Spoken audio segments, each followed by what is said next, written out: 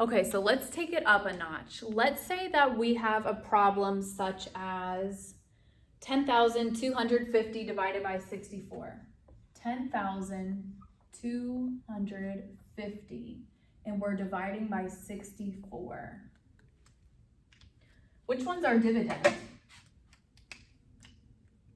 Which one's our divisor? All right. So we know that our divisor, like a sun visor, goes on the outside, and 64 is our divisor, and 10,250 is our dividend. So we're going to start, as we always do, by looking at our largest place and saying how many groups of our divisor are in this number. So how many groups of 64 are in the number 1? None. What about the number 10? No. 64, no, that's not going to work. What about 102?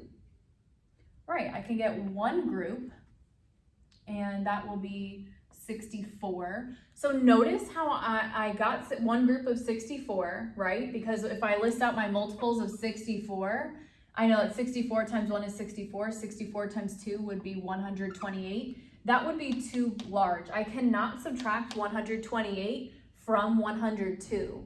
So that is why I stopped at one group and I said there's one group of 64 in the number 102. It's kind of like the Price is Right. You can't go over, okay? It's all right to be under, but it's not all right to be over. So when I get to 102 and I'm subtracting the 64, notice how I lined up. I'm not looking at this yet. I lined up by my ones, if you will. It's not really in the ones place, it's really in the hundreds place. But if we're not looking at that 5 and the 0 yet, notice how I lined these up. I didn't put the 64 over here in the hundreds because that wouldn't make any sense. So when I subtract, I'm going to 0 minus 0 is still 0. 5 minus 0 is still 5. 200 minus minus 400 can't do it, so I need to regroup. 10,000 turns to 9,000 and 10 hundreds. 12 hundreds minus 4 hundreds leaves me with 8 hundreds. 9,000 minus 6,000 is 3,000. So now I'm going to follow that same sequence, that same steps in the procedure. And I'm looking at our largest place, which is 3. How many groups of 64 are in the number 3? None. What about 38? Still can't, no. What about 385? Ooh, yeah, definitely. But the question is, how many groups of 64 are in the number 385? And I'll tell you what I'm gonna do. I don't know my 64 multiplication facts off the top of my head, the multiples. So I'm going to just go through and add until I get as close to 385 as I can without going over. So 128 plus 64, let's see, 128 plus 64. 8 plus 4 is 12, regroup, 60, 70, 80, 90, 192. I could still get closer. Let's add another 64. 256. I can get a little closer. I'm going to keep going. I'm going to add another 64.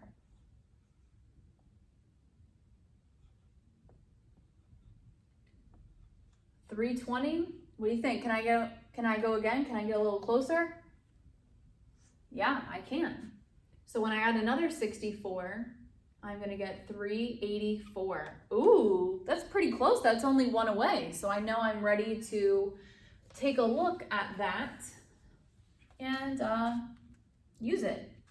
So 64 times this is 1, 2, 3, 4, 5, 6. So there are 6 groups of 64 and 385, and that gets me to the number 384.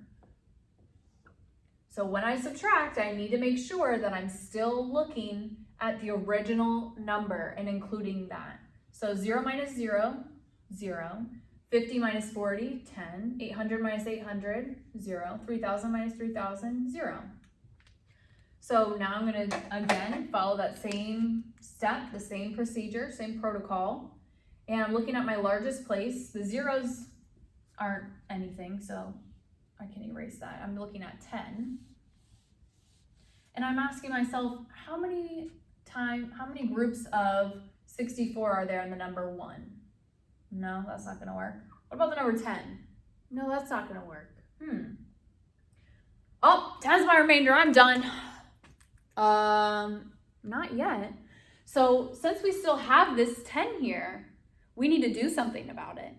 So because we're looking at 64 and 10 and it's not working and that's our last number, we are going to put a 0 here. We're going to say, all right, 64, you're not going to fit. So 0 groups.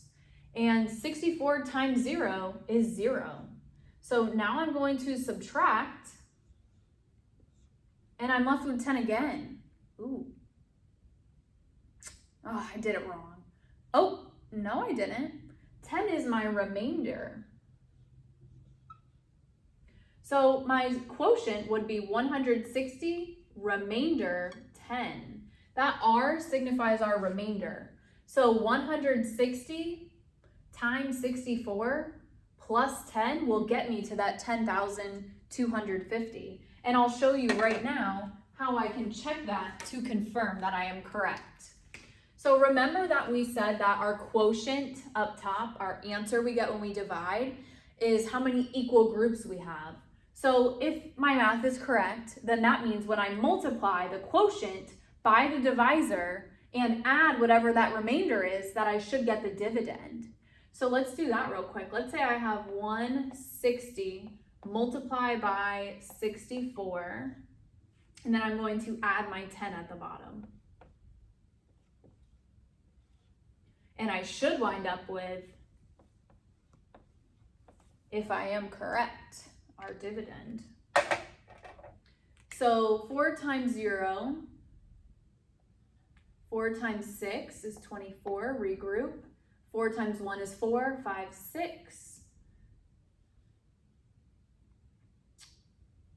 And now I put my 0, my placeholder. 6 times 0 is 0. 6 times 6 is 36. 6 times 1 is 6, plus those 3 is 9. 0 plus 0 is 0. 40 plus 0 is 40. 600 plus 600 is 1200. Regroup your 1000. 9,000 plus 1,000 is 10,000. And let's see. Here's a moment of truth. 0 plus 0 is 0. 40 plus 10 is 50. 200 plus 0 is 200. 0 plus 0 is 0. 1,000 plus 0, or 10,000 plus 0 is 10,000. That's how we check our solution.